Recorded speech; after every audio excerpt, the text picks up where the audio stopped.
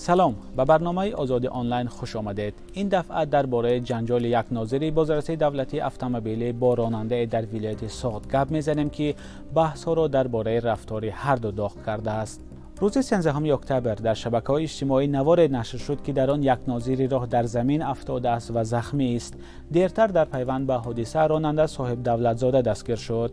او را به استفاده زور به مقابل نماینده حاکمیت متهم کردند.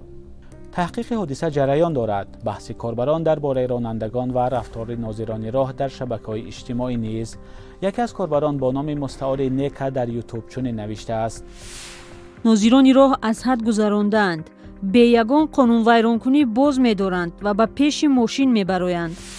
مهینه در اینستاگرام نیز ماموران بازرسی دولتی اتومبیلی را زیر بار تنقید گرفته به مثل نیکا از آنها خواسته است احترام خود را نگه دارند و کمی معامله خوب کنند. بعضی از کاربران نوشتند نباید به حادثه یک جانبه بها داد، چون به باور این گروه رانندگان هم ماهی بی عیب نیستند.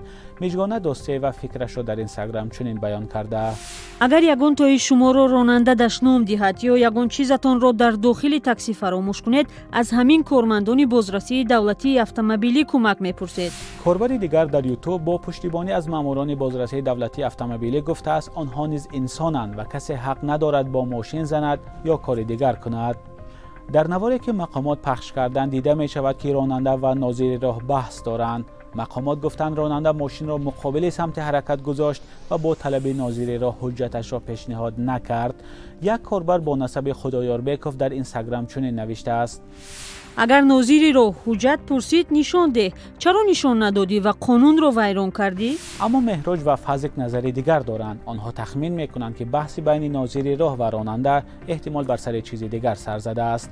نظری هر دو را یک جای میخوانیم. دعوا برای پول ندادن می شود. برای چی میشد دیگر؟ اگر کسی ماشین داشته باشد میفهمد که کارمندان بازرسی دولتی اتومبیلی چی خیل برخورد میکنند. توکل در اینستاگرام پیشنهاد کرده است که در همه جای دوربین نظارتی گذارند و تعداد ناظران راه را کمتر کنند تا بحث و دعوا بین آنها کمتر شود. این در حالی است که در پایتخت تاجیکستان طرح شهر بی خطر با دوربین‌های نظارتی بیشمار هست، ولی همانا ناظران راه در جاده‌ها دیده می‌شوند. اگر شما هم گفتنی دارید نظر خود را در زیر برنامه نویسید و یا نوار خود را به این رقم‌ها فرستید. این برنامه آزادی آنلاین بود و من مولا رجب یوسفی. تا برنامه‌های بعدی، خدا نگهدار.